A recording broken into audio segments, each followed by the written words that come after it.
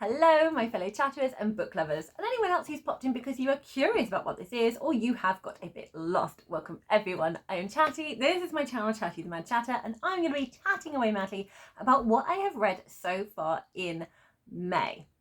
On my channel, it's a long video, I do not edit them, so it is just one continuous shot. I only have the power of pause to help me, so we're just going to embrace the chaos and see what happens. So cheers everyone, get your tiny teacup. Clink, clink, clink, clink.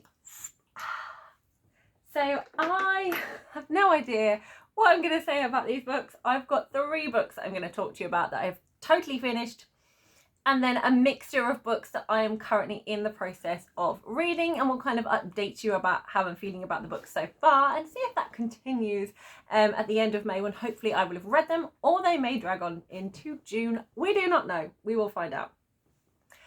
So the first book that I want to talk to you about is one that broke me. It's The Secrets of Haven Point. I loved this book. This book was such an emotional, heartwarming, well-written, beautifully characterized, disability, so positive book. The Secrets of Haven Point is by Lisette Orton. Lisette Orton is an own voice author. The protagonist has disabilities. She has facial scarring. She has, and that has resulted in her being partially sighted and partially deaf. She's got hearing loss in one ear and sight loss in one eye. And also, I think there's she struggles a little bit with her foot, or did I? No, I think that might have just been an injury. I've just read this book and can't really tell. Haven Point is a lighthouse and then some surrounding houses, and it is a place where people who feel that they are sort of ostracized from mainstream society, with some with invisible disabilities, some with visible disabilities, and they kind of congregate and just find their way here, where it feels like a haven, where everyone is kind of in the same boat, and they survive off the land, off what they grow, and also from stealing from ships. They call it wreckings, and they collaborate with mermaids who can sing the songs of sirens and help the people, like give basically the people on the ships amnesia. They do stress that the ships they use are ones that are a little bit dodgy anyway, that they steal from, and they only take what they need to survive. However, maybe it's not the best way to live, maybe it is, I don't know, but the most important thing to them is their community and their family. But they feel there are threats around, and are the magical boundaries that keep them all safe and keep outsiders, which is anyone who is a part of the able-bodied community, out. So we have Alpha, who I've already explained her disabilities. She is such a strong character. She's really fierce. She's very gutsy. And she has this little group of friends, and they like to have as much adventure as they can around this cove whilst doing chores, trying to avoid bath time, and having a lot of fun.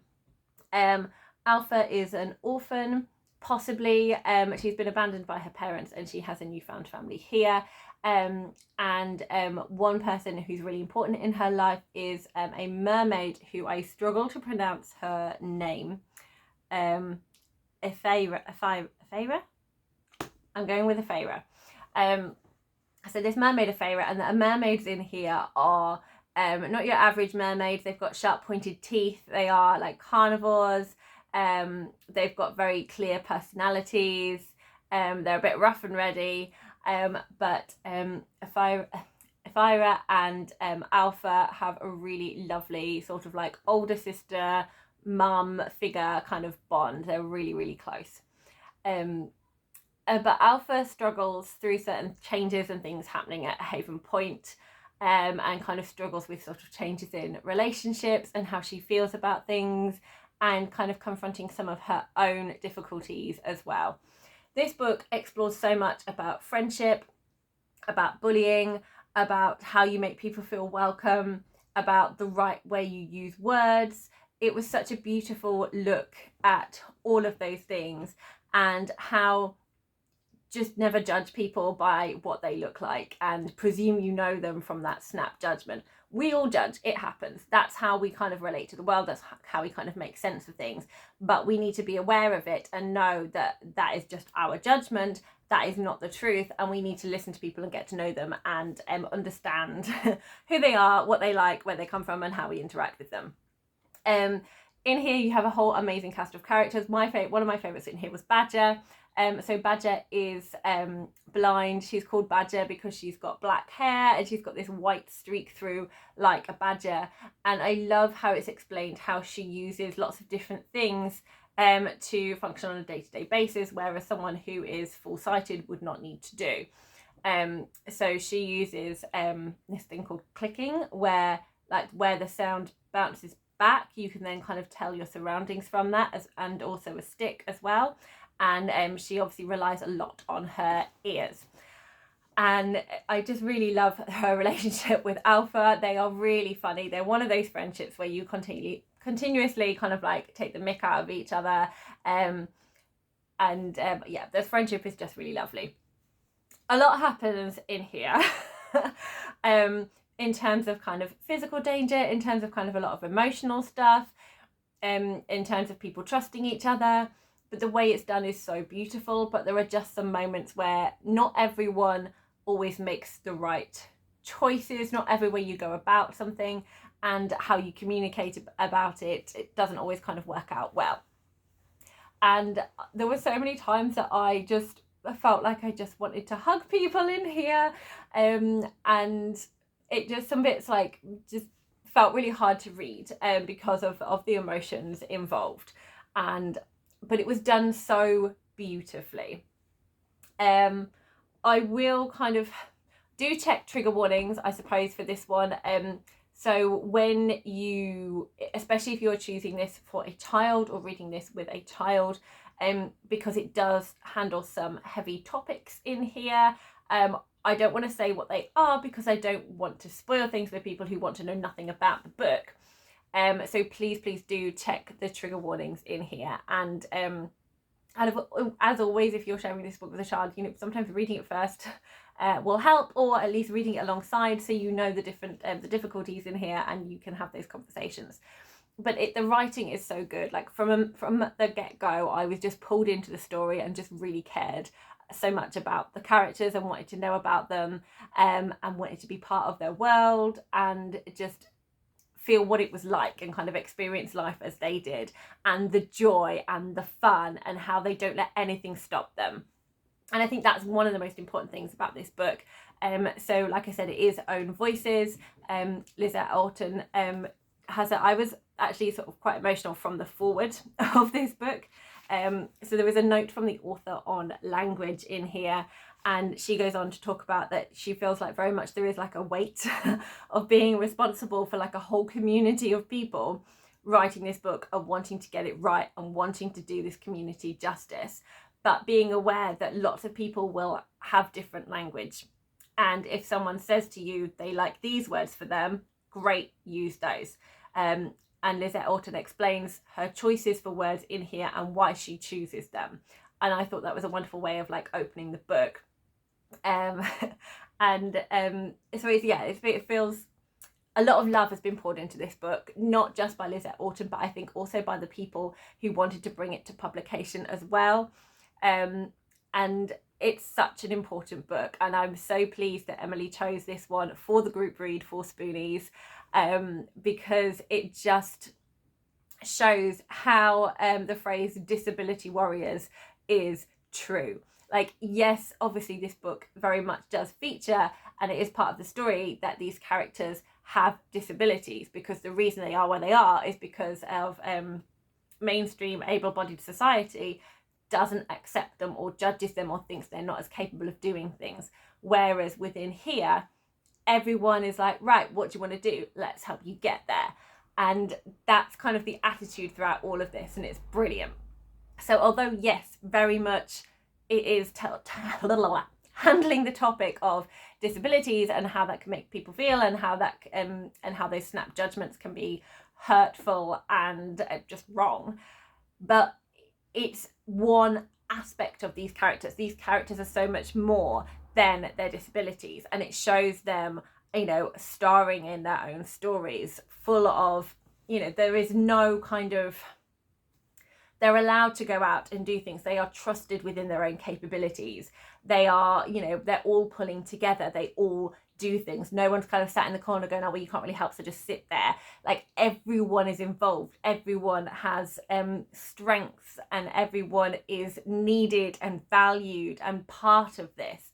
And I think that's such a wonderful message from this book. But the characters, like I said, you don't just think, oh, and there's the character that's talking about disability. It's like, this is Alpha, this is Badger, this is who they are. And this is what they feel in this story about different things. It was such, they were such layered characters, and I just loved the story. Unfortunately, I got to the end, and I had, well, even before I got to the end, I needed very much to talk to someone. And as I knew Emily had already read it, I was able to talk to her. And we actually spoke on the phone once I finished the book. She was like, do you need to talk? I was like, yes, I really need to talk. So we had a really nice chat after reading the book, because I had a lot of feelings. I thought it was brilliantly done, but I had a lot of feelings. Yeah. I am going to mention now sort of mild spoilers. So if you don't want to have mild spoilers at all for this book, then please use the timestamps wisely and skip ahead to the next bit. So the mild spoilers I just want to mention, because I just want to talk a little bit more about my reading journey. And one of the things that happened in here that I was saying could be quite triggering, as well as there being some nasty language to describe some of the characters in here, which I think could be very triggering, and that kind of bring up any kind of like emotional abuse and bullying. And there is some other bullying in here as well, which I think is beautifully kind of explored and kind of looked at as to how we make people feel when they join communities. I think Lisette Orton does such a fantastic job with that. But there is character death. There is character death in this book. So, and it was very emotional. It was very emotional. And then you would get to a certain point as you're reading it, and it's like, I kind of feel like the story's wrapping up, but there's a lot of loose ends here. Are we going to be continuing with these characters? And the way it's left, you feel like there should be a book 2. As of yet, there is no book 2. Lisette Orton has released a completely different book, and there is one I think that's coming out this year that is not related to the Secrets of Haven Point. But I'm kind of like, so do we get to hang out with these characters again and find out what happens next to them? Because I feel there's a lot I'd still like to explore with the plot. And I don't know if I can cope with there just being the one book and having no sign of the second on the horizon. And what do I do with that now? So that was the gist of my chat with Emily. I was like, oh, I am so broken. I love this so much, but these characters, and where are they? Yeah, it was it was a much needed book debrief that I had. So there we go. I am not going to spoil it any more than that. If you love middle grade, I highly recommend The Secrets of Haven Point. It is beautifully written, and it will get you. It will get you in the fields. Absolutely get you in the fields in the best way. Read the book. Read it. Read it. Look, it's really good. Read it, read it, read it. Okay, I finished now. The next book I'm going to talk to you about. I don't know what I'm going to say about this one. I genuinely don't know what I'm going to say. So, I went into this book with low expectations, and it surpassed my low expectations to a different level of lowness. And that is The Frugal with a Guide by Brandon Sanderson. Oh man, this book. So I was kind of hoping, when I was hearing a lot of stuff about a lot of people going, oh, we just won't mention Frugal Wizards, I was like, oh, maybe it's kind of, you know, like the Wayne factor, or like the lift factor.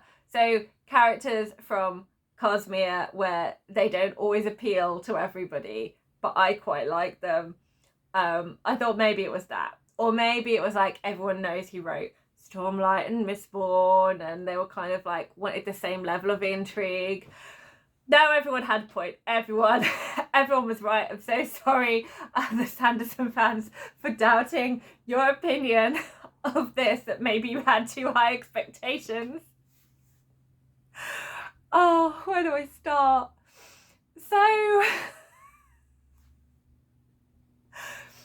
So first of all, if you were someone that when the Secret Projects announcement was made and you were like, oh, it sounds amazing, but I just can't. I can't spend money on a load of books where I don't know the next thing about them. I'm sure they'll be beautiful, but it's a lot to do for like surprise books.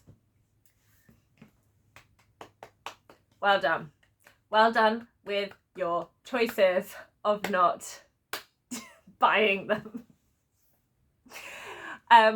It's a beautiful book. This book is gorgeous. I love the cover. I think it's amazing. I love Steve Argyle has done an amazing job with all of these illustrations. They are fantastic. So look, we've got this wonderfully wrinkled old lady here. We've got a man polishing his axe. We've got all sorts of different things, and we've got a Cecil G. Bagsworth III picture here, complete with all kinds of like steampunky equipment of like a sword laser gun thing. You know, the art's wonderful. My favourite thing about the book, Steve Argyle, was these little drawings along the bottom. So sort of on like every third page or so, you get these little drawings of this blue wizardy character. Here he is, look how happy he is. So we've got this teeny tiny sort of wizardy character, and he's riding this tortoise here. I have got a better picture. Oh, I put him in the book. Yeah, I wasn't sure what to do with my sticker. I stuck him in the book. Where is he? Let me find the picture of him. He was my fave, and he appears to have disappeared. Oh, here we go. Nope, past the acknowledgements. There we go. See, look at him. He's so cute. So this is a creation of Steve Argyle, I do believe, who did the illustrations. And every third page you just kind of get his story. So here we go. We've got this creature, sort of like orky, sort of muscled man with sword running past a little wizard. And then he's like, oh, maybe you can help me return this dragon egg. And he's not exactly interested in returning the dragon egg. And there's other things that happen. He has a picnic with a biting book. I just liked following his little story and how he tries to return this dragon egg. Nothing to do with the plot of this book. That was my favourite part. So, Frugal Wizard's Handbook for Surviving Medieval England is a great title. I was hoping for kind of Hitchhiker's Guide, Pratchettisms. Nope. So what this book is several half-baked ideas thrown together. And I think in lockdown, we all chose our recreation in different ways. And obviously obviously Sanderson chose to just write for fun. So he's on deadlines. He's so on the deadlines, and he's so communicative about how he's doing with his editing process and his work and his plans. And, you know, he's got massive plans for his series. He's managed to kind of like bang out 2 eras of Mistborn. He's managed to bang out, we are approaching the 5th installment of the Stormlight archive. And these books are huge. And the plotting and the world detail and everything is so beautifully told, and the character arcs. He's got all of this plate spinning, and then he's got interconnected cosmic stuff happens, plus he's got like other bits and pieces going around. So he's constantly got stuff he's working on. So as a bit of a kind of chill out, I think he just wanted to write for the fun of writing. And that's great. There's nothing wrong with that. That is fine. However, publishers and editors, I mean, I know it's Sanderson's like own publishing company. However, this book should not have hit publishing places as of yet. By all means, print it as a nice little fun gift for family members. That would have been nice. Like, I had a lot of fun, here you go. Or have your fun, enjoy your thing, shelve it. Put it on a shelf. Carry on with Stormlight, carry on with Mistborn. And then when you've done that, go, oh, I liked that book I was playing around with. Now I can properly get into it and give it all of my time and all of my attention and do something with the story. Rather than, well, I've got 3 Cosmere projects. Let's just shove in Frugal with us as well, just for fun. No, don't do that. We don't need Frugal. We do not need it. Definitely not in this form. If you did need to do that, it should have been a novella. It should have just been, and just choose one of the different ideas. So the type of things that were going on in this book is, one, we had the White Room story. So we have a character with amnesia who's arrived, no idea what's going on, is aware he comes from kind of more of a modern tech world. Great, fine. That was fun. I like that concept. I've enjoyed that concept before. I mean, James Islington's Shadow of What Was Lost, one character having that situation, incredible, so good. Especially Echo of Things to Come, amazing, beautiful. This was fun. It should have just been fun for a small bit. It shouldn't have been like a major plot of the book, because the payoff just wasn't worth it. And the character just wasn't fully equipped to carry that kind of story. It should have just been having fun in this world. It should have just been playing with the concept of someone from like a high futuristic world thrown into a medieval Anglo-Saxon-esque world, dimension, whatever you want to call it. And just having fun with it. We just could have had a lot more fun with that, without having to kind of make it into more of a meaningful story, or a story with like a huge amount of plot. Like, this should have just been a fun adventure. I mean, I would have had much more fun if like the main plot was like something ridiculous, like a treasure hunt, you know, like go on a Holy Grail quest or something like that, and have this other character joining in for fun. What I think would have also been more fun is, because a part that I did enjoy about this was the inserts of the handbook, where it was very much kind of a marketing guide and kind of like a money grab thing and a we're not liable situation. You know, those kind of bits were fun, but I think what would have made it more fun was if we'd had like the guide being in the world as well. Like, unintentionally, he got kind of pulled in with this main character who's a little bit all over the place, and the guy, like, not knowing the main character, he's just someone who wanted to dimension travel, and so he wouldn't have been able to have like told the character who he is, but could have been like, you know, you haven't done this, you haven't done that, you haven't followed all our protocols, so we're now in the middle of nowhere and we've no idea what's happening. So we could have had fun with the character like freaking out, plus also kind of having this kind of like, but we're not liable, kind of like little like quips and things like that. Or like, you know, he hasn't memorized the handbook, so they still need to find the bits and pages of the handbook. You know, that would have been fun. You could have had like a good bit of banter between them, and like then you could have had 2 characters from the modern world in this world. And I think we could have had a lot more time in the world, you know, like make them cook, you know, make them like have to deal with everyday life, and, you know, have more instances where it's kind of like foot in mouth moments, or, you know, or more of that kind of thing. Have more of the gods and the whites and all of this kind of world. There wasn't enough world building to make it fun enough. It was just a barest kind of scrape. The characters weren't fleshed out or fully thought through.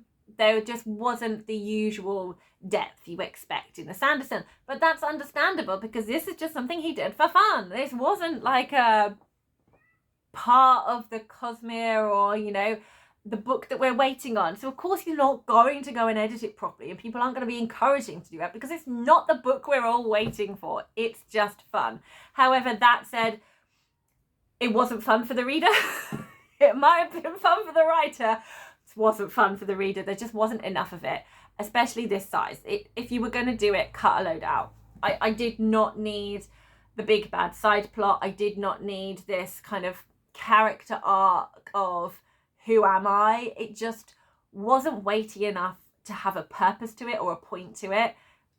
The fun, it should have been just on the fun. that should have gone all in with the fun, made it a novella, end of. That's what should have happened. But that was not what we got. We got the time travel dimension thing, the kind of almost feel of a game. Like, he had several ideas that he kind of wanted to do and kind of smushed them together in a book. And he's upfront about it. He tells you at the back, like, this is a bit of a wild card. Where does this come from? Here it is. Now, some things just don't need to be published. Just because it's a Brandon Sanderson thought, we don't need it. It doesn't need to be on a shelf. I'm sorry. I nearly DNF'd this book. I got quite far and I was just like, I've stopped having fun. I just don't care. It was like with the appearance of, it was kind of with the appearance of his cop friend that kind of was sort of a friend or not a friend. Like, I just didn't need that. I didn't have any kind of emotional feeling towards it. It just almost felt like kind of taking me out the story, because I was like, I'm here to embrace, I can embrace this Anglo-Saxon-esque world. I can kind of get more behind that, but I can't be getting behind this kind of future thing. It wasn't enough. It wasn't kind of blended enough. There wasn't enough thought or kind of natural lead into it. There wasn't enough build with the character to make us care. So like, we just didn't need it. And the result was, I'm just like, oh god, yeah, I forgot that he's from the future and he's got like this messy life. I just don't care about his messy life. I don't want his messy life. I just want stupid, pretend you're a wizard. More of that. Like, I could have got behind that. Anyway, I have no more to say about this.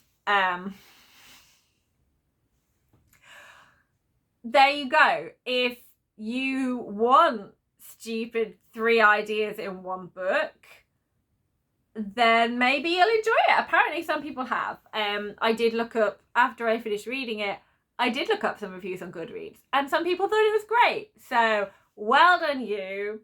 I don't know how much is you actually enjoying it and thinking it's great, you having never read any of those kind of plots before, so it felt fresh and new to you, or you can't see beyond the name Brandon Sanderson. I don't know. I'm hoping it's because you enjoyed it and have a wonderful time, because then there feels justification for the book being out there. Currently, I do not feel there is any justification for this, other than my favourite little wizard character in the illustrations. The illustrations are gorgeous. It's a beautiful book. It is a beautiful book. It's really well done. It's there's nice, like, the way it's been put together, the way it's been crafted, it's marvellous. Just the story does not fit that. So it's going to be kept for the illustrations. I ain't ever reading this again. It's just not gonna happen. There was just no joy there for me. So sorry about that one. Let's move on from that mistake. I sincerely hope that was just a one-off and the rest of the books are of much higher quality than this, or I will have learnt a very, very harsh, hard lesson. I think I should be okay. I hear much better things about Secret Project 1 and 3, and I've managed to avoid any talk of 4, so yeah. So the final book I have to talk to you about, big improvement on that one, it's actually the book I finished first this month, and it is The Daughter of the Moon Goddess by Su Lin Tan. So it was really nice to be able to finally read this one. I've had this for quite a long time now. And yes, it was nice to be able to start this duology. This is one of the new series I'm going to be starting and finish that you voted for. So thank you very much. If you want to see the video, it's here. This is very much a kind of lyrical, mythological, Chinese inspired, fairy tale-esque legend feeling fantasy. So I knew there was going to be romantic elements in here, and I knew that it was very kind of high fantasy, but very like beautifully done. Like there was definitely like that lyrical feeling to it, and I'm fine with that. And I started off the book, I liked the writing style and how it unfolded. It was all very beautiful, and there was enough character stuff to kind of get behind, but then the plot really started to get going, and you kind of saw the kind of shift in where the story was going, because there were moments when I was like, oh, are we gonna get kind of like weird angst going on for quite a lot of this book? But that was quickly nipped in the bud, and feelings were discussed and confronted without anything dragging on. So I really appreciated that. I can get on board with romantic subplots if that is the case. I cannot cope with these ones that are strung out with lots of angst and drama. I just get annoyed. With books that I know have been inspired by history or mythology, sometimes I like to find out a little bit more about them, either at the end of the book, during the book, or at the beginning of the book before I go in. So in some cases, for example, She Who Became the Sun, I didn't want to know the historical context because I didn't want anything in the plot to kind of be given away. I wanted to know as little as possible. However, with The Daughter of the Moon Goddess, it became clear that there were already kind of legends about the stories that had already happened previously to the novel The Moon Goddess taking place. And it just so happens that my son has this book. So he is really into mythologies and legends. So my mum bought quite a few different ones for him for Christmas, and we do have some Chinese myths of creation here. So this is called the 5 Heavenly Emperors, and we have some fantastic artwork in this book here. So these are the 5 emperors with the sort of the gods of different elements with them and different guardians, and the artwork is just beautiful. I feel this just kind of scrapes the surface of these myths. I would like another book to kind of go a bit more in depth, so I'll have to kind of have a little bit more of a perusal at my library and in other places. But we do here have the legend of Yi, who shoots down the 9 suns, which was one of the inspiration stories in the book. And obviously one of the ones that we know the most is the moon goddess story. So here we have Shang-Ir flies to the moon. So reading both of those sort of quite early on, I really like to see how the inspiration was kind of taken and woven into the celestial kingdoms and kind of the heavenly realm and the mortal realm and kind of all that history and things of how that all kind of comes together. There was another story that isn't in this book, so I was finding various different versions on the internet for this one, and that is the tale of the 4 dragons. So again, I enjoyed how all of these things were kind of interwoven and linked together. It gave me a lot of joy to see kind of how everything kind of came together. And I do think I really want to know a lot more about Chinese history and Chinese mythology, because I am reading a lot more of those books. So I really enjoyed all of that. I enjoyed how certain things that happened in the story kind of was relevant later on, and kind of journeys characters went on and arcs that characters went on, and just kind of like how it all played out and how the plot came to being. And there were moments where I really felt for just refresh myself with the character.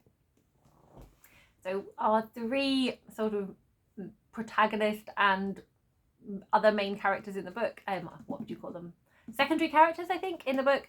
So it is Xing. Again, you know when you read stuff in your head and then you never say it. Just making sure I get my pronunciation right. Literally just looked at it.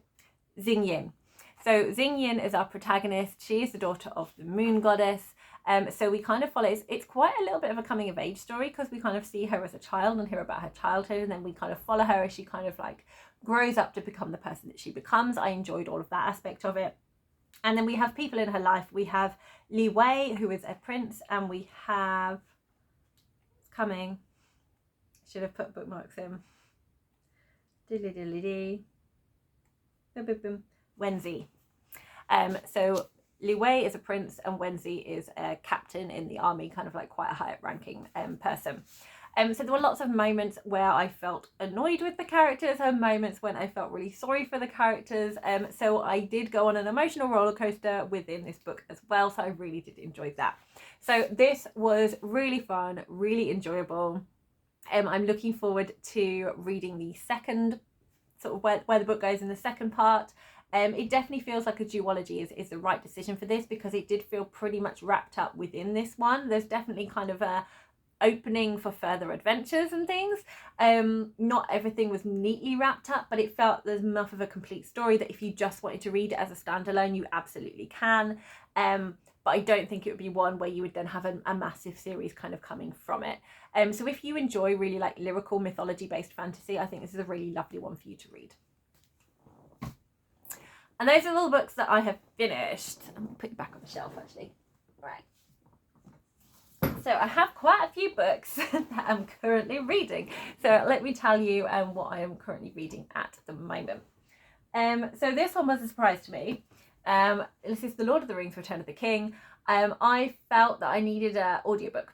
And I had been saying for a long time that I really want to listen to the final book with the Andy Serkis narration, because I enjoyed The Fellowship of the Ring and The Two Towers. I can't even remember when I read them now, but I really enjoyed listening with the Andy Serkis narration. It was beautiful, but I used up 3-month subscriptions on two different things with those, and then knew I wasn't going to be able to get away with doing it again. But at the same time, I didn't really feel able to pay just for one audiobook that I wasn't going to keep, because I don't use audio regularly enough for me to have a subscription that would make sense for me. But then Audible were doing 1 month for £1 for three months. So I've got 3 months of Audible and 1 credit within each month. So I was like, cha-ching, I will take that. So I am very much enjoying The Return of the King, read by Andy Serkis. He is so talented as a storyteller and voice actor. Like, just hearing him start saying and doing the poem, one ring to rule them all, wrong, one ring to find them. Just the way you just feel like you're round that campfire, that you're in the middle of the woods and there's a storyteller, you're snuggled under a blanket, just like proper legendary storytelling vibes. And then of course you get the wonderful Gandalf voice and the Pippin voice, and Gandalf's voice sounds like Ian McKellen and Pippin's voice sounds like Billy Boyd, and it's just beautiful. But also, like, what I think is more impressive is Eowyn's voice. I often struggle when sort of men do women's voices, because it doesn't always land. Like, they try and make it too highly feminine, or it just doesn't, it feels too falsetto or too much put on. But this was just him speaking, and it was like the pacing that he gave and kind of the intonation that he gave. You'd got Eowyn's character with it, so it wasn't jarring at all. It worked really, really well. So I'm really having a great time listening to this one. I've kind of put it off because I haven't picked it up recently, because I want to do a little bit of immersion reading. So we're coming up to one of my favourite bits that I haven't read for a long time, sort of around the Houses of Healing. So I want to kind of like sit and read it whilst listening, and so I have done a little bit of that. So I've done some of the Houses of Healing with that one, and I've managed to pace it so that the reading time, my mental reading, is catching up with my listening, because I listened without the book a lot slower than I do when I've got the book in front of me, and that was really fun. So it's like you're being told a story, but I can kind of follow at the same time. So it was really good fun, and it has really made me want to just rewatch the film. I just want to rewatch Return of the King. I don't want to watch the other two. I just want to rewatch Return of the King, because that's the one I've watched the least. It's just made me excited about it. So having a great time with this. Feel I will continue to have a great time with this. And oh my goodness, Merry and Pippin have just remind me of why I love Hobbits so much, and just their emotions and their feelings about things, and just especially like Merry feeling like everyone's just left him behind and he's just not of importance to people, and they're just not thinking that, they're just thinking he's too small to do things. And also I think as well, because it's the Spoonies readathon, so like that kind of more hyper awareness of people being judged on their capabilities, and like the way people see you as what you're able to do and not able to do. It felt very much kind of like true for Merry at that moment as well. And I really loved kind of like how the story played out with that. And like, spoilers if you haven't read the books or watched the film, mild spoiler, very mild, but still a spoiler nonetheless. So I'm kind of going into that territory now. You have been warned, please use timestamps wisely. When Pippin and Merry were reunited, it was just one of the most beautiful moments, and Pippin worrying that Merry wasn't going to survive. I was just like, I know what happened, but I still just had all of the emotions. My tears were being held in. I was just like, Merry and Pippin! I love them so much. So yes, wonderful hobbityness, and then just moments when they just end up then talking about their pipe weed. It's like we're in the middle of this giant battle, and you know what? We're still gonna have a moment to chat about pipe weed, and that's why I love hobbits. Yes, hobbits. Also Aragoning. Always love a bit of Strider moments as well.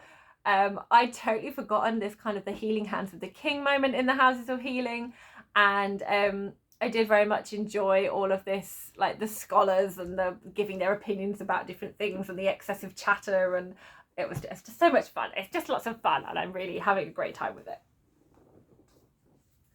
Okay, a book I've not read before. So this is another Fairy Loot book which I am reading with Chloe and Vidania. And that is, so I mentioned I didn't get to it last month, so we have now started A Tempest of Tea. We're kind of reading it in like 4 or 5 stages. So I've read up to the first one, and so is Chloe, and we're both really enjoying it so far. It's fast paced, you're immediately immersed in the world, you're introduced to the characters, you've got aspects in this book of colonialism and that kind of being explored, and people invading countries and taking things that don't belong to them, and this kind of downtrodden feeling, and this sort of like getting revenge in certain ways, you know how. We've got dealing in secrets, we've got a lot of intrigue, we've got like hidden mysterious they call it a blood lounge. So it gives me a little bit like a reminiscent of kind of like speakeasies. So like things are going on, we know that they're not supposed to be going on, but we know they're happening, and the people who are supposed to be stopping them know they're happening. Some people will turn a blind eye, some people have kind of got a little vendetta about, I suppose you call them like petty criminals. So there's all of that kind of vibe as well. We're starting to put together a crew. I feel we're going to get a little bit of a found family. We're going to get interesting character arcs. Everyone's going to have secrets that kind of come to light. We've got different people from different walks of life. It's going to be a lot of fun. Like you can see all the pieces being moved into play, and I think we're about to start the game now. I think I just stopped as the game is about to begin, and I'm really excited and I'm really enjoying it. It's fast-paced urban fantasy. It's a lot of fun. And then other books, I've got He, She, They. I have kind of paused this briefly. I'm really enjoying it, but I need to be in the right mind frame for it. So I think it's one where I definitely need to kind of like sit and be able to take in a whole chapter and kind of get my head back into the mind frame of like non-fiction reading. And I think I had been feeling a little bit worn out by a lot of non-fiction reading, and I think I just needed my fantasy kicks back for a little bit. Also, when you don't enjoy a book like Frugal Wizards, to then kind of be picking up a non-fiction to balance it out didn't quite feel right for me. So having finished The Secrets of Haven Point, I felt I just needed another middle grade. So sorry, I am really enjoying He, She, They, or They, She, He, but I know that I want to do it justice. So I want to be sitting in the right frame of mind and place where I'm going to be just enjoying the non-fiction. Because so far I have had quite a few moments while reading the book where I've just gone in the annoyance of people and things that Shyla Baylor has had to deal with and encounter. There have been moments when I've laughed out loud. It was one of the books I took on my spa weekend with my OG friends, my Lincoln girls. So all the people I've known for the longest in my life, we all went on a spa weekend, which was lovely. And I was actually sitting opposite one of my friends and laughing out loud at some of the bits in here and relating to her, reading aloud to her, like some of the things that were said, and like ways that Shyla Baylor explained things to people about how maybe that's not an appropriate question that you ask another human. It just obviously made me laugh a lot. So I've had moments when I've laughed, I've had moments when I've just felt incensed on behalf of the trans community, and there's moments when I felt like saddened. So it is a lot to take in, so I need to be in the right mind frame when I'm reading it. So middle grade always makes me feel comforted, always makes me like feel I can kind of cope with harder topics when it's in a middle grade format. So having finished Secrets of Haven Point, I needed another middle grade, and because I wasn't ready to start some of my other buddy read middle grades, and The other book I have is middle grade non-fiction. I was just like, I don't need a non-fiction right now. I need just something cozy. So I started Kòkú Àkànbí and the Heart of Midnight, which is by Maria Montroniaro Adebisi. And we have the beautiful illustrations here by Simone Douglas. So I have not got very far into this at all because I had a couple of chapters and then I felt I needed to kind of like crack on with one of my buddy reads.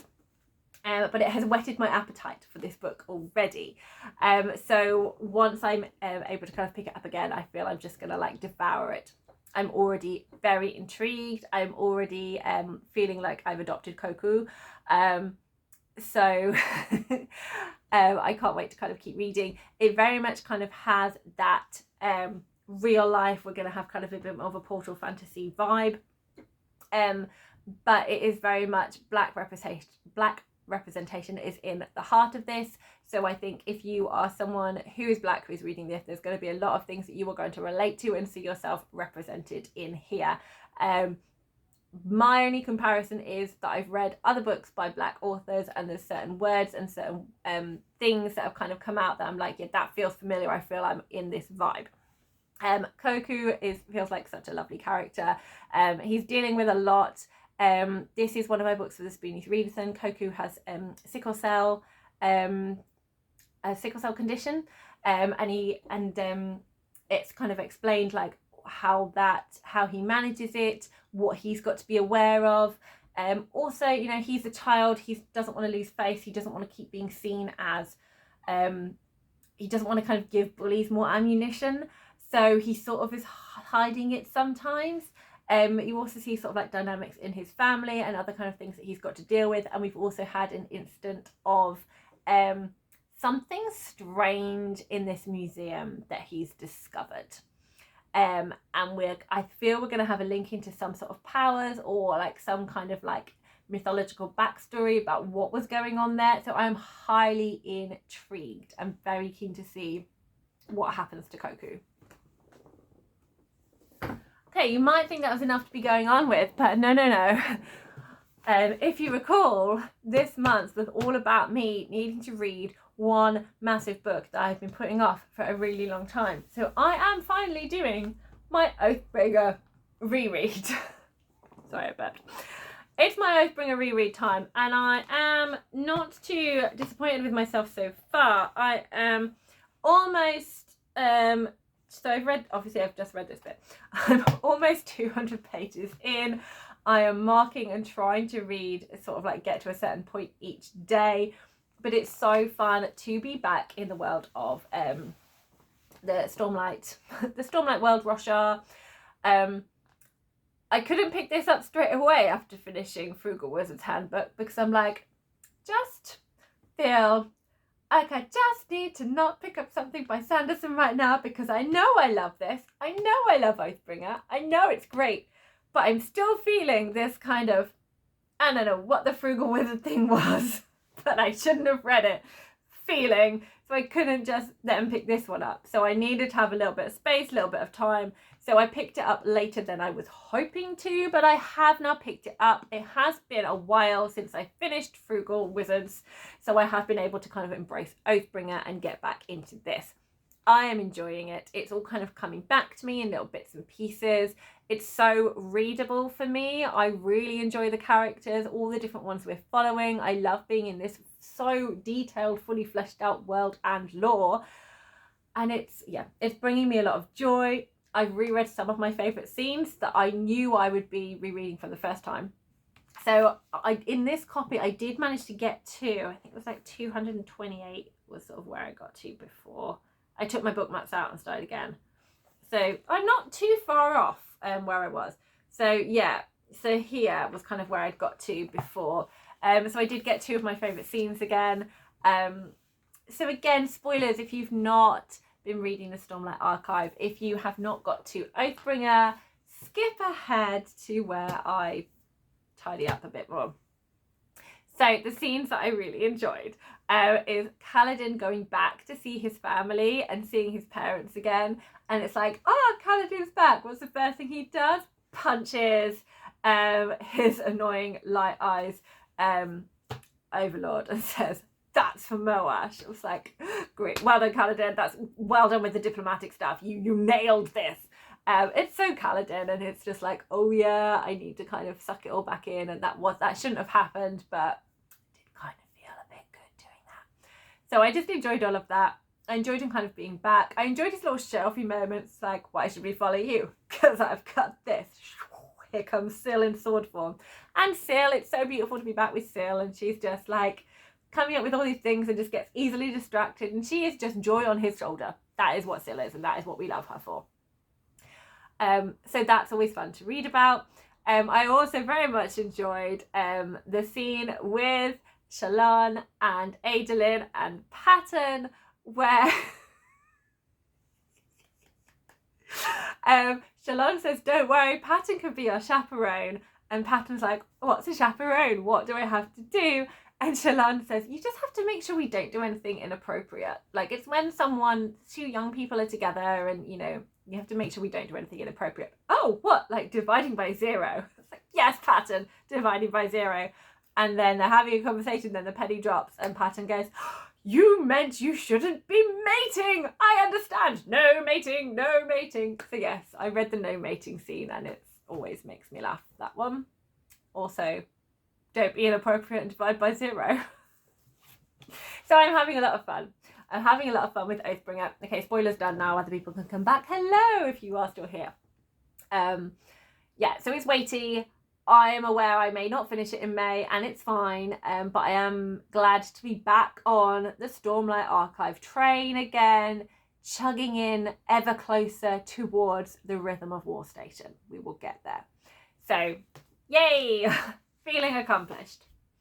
So there we go. That's what I've been reading so far in May. This has took a lot longer than it should have done, but there we are. I have obviously felt a lot of things I needed to say in this video. I've got a lot of things off my chest.